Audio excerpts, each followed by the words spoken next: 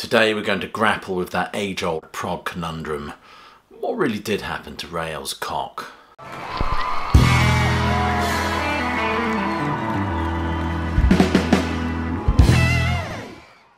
The Lamb is a surreal masterpiece that is philosophically dense and musically fluctuates between the kind of toe tappers on sides 1 and 2 to the more musically elliptical pieces that populate sides 3 and 4.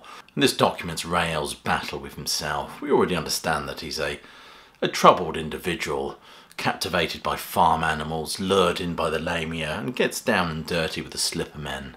It's all part of a quest, of course.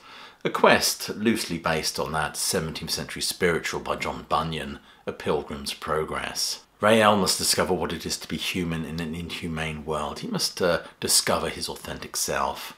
Rather cleverly, of course, Rael is an anagram of real. He must lose himself in order to find himself, to become a rounded soul, albeit without his cock. And as far as narratives go, this is certainly one for the beard strokers.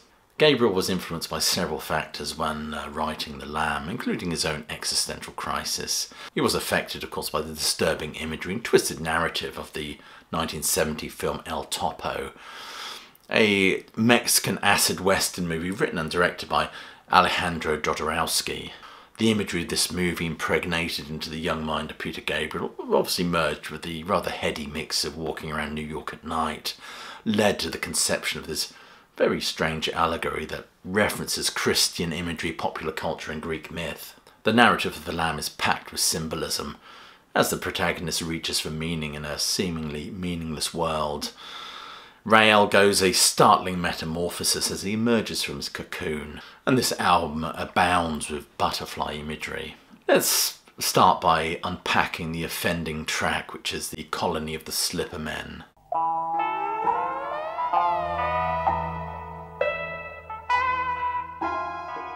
It starts off with these eerie sounds which kind of conjures up a sinister atmosphere of a dark and slimy dwelling full of unearthly creatures. A bit like Skegness, really. I've never seen a stranger crowd, Rael sings, these creatures covered in lumps and growths. They did gyre and gimble in the wabe, all mimsy were the borogroves, and the mome raths out grey. Beware the Jabberwocky, my son. Well, not really, but overall it's nightmarish, isn't it? It's certainly a place where a chap can lose his most prized possession. And the Slippermen represent the opposite of the ideal that Rael is striving for, and are diseased, corrupted souls. Rael's slow realisation that he now resembles a Slipperman, displayed in Gabriel's unique storytelling abilities here, as Rael utters in disbelief, "Me, like you, like that." With each word, the reality of his plight grows stronger and his heart sinks deeper. And he soon realises he and his brother John must escape. It is then, of course, that he has to see Dr. Diaper to have his dick docked. The music just trundles along here, platforming the narrative. However, it's Rael's encounter with Dr. Diaper during his stay with the Slippermen that sees him deprived of his male essence, his cock in other words, which the Doctor then places in a yellow shooby-doo. And just as Rael hopes to grasp his appendage, a raven swoops down and takes his knob off into the firmament. Isn't that always the way? Rael, of course, gives chase. He pursues the bird drops his schlong into the rapids. And at that point, I think he sees that a door opens on the banks, showing the bright lights of New York City. Rael then is faced with the choice of retrieving his end or returning to the world he once knew. As he ponders whether to go through, he hears his brother's cry for help.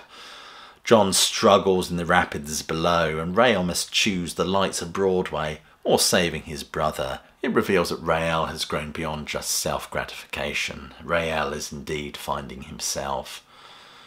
When he decides to save John, he is accepting everything he is and everything he is not.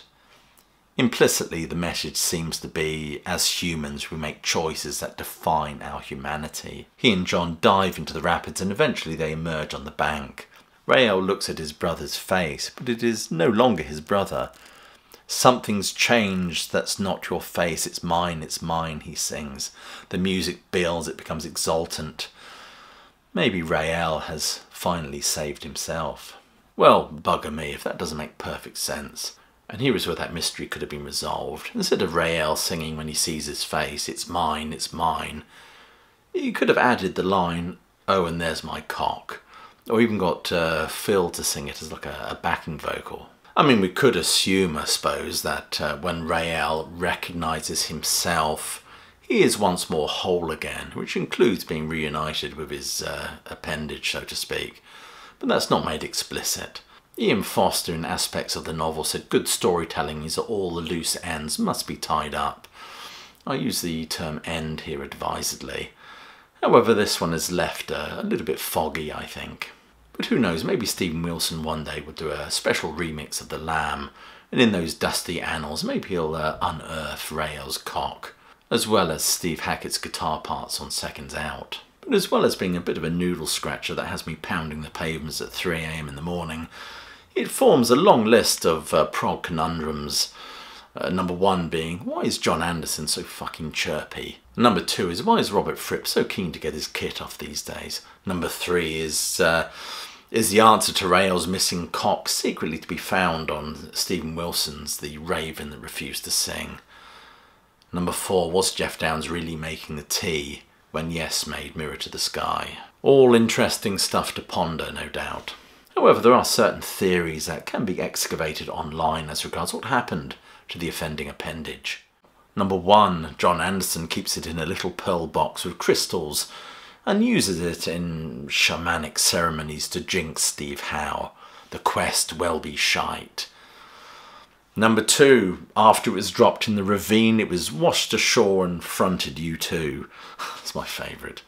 Number 3, it was filched by H.R. Giger, who employed it in various twisted art projects, having a penchant for phalluses and progressive rock. Number 4, perhaps it just floated away on topographic oceans, eventually washing up in the land of the grey and pink.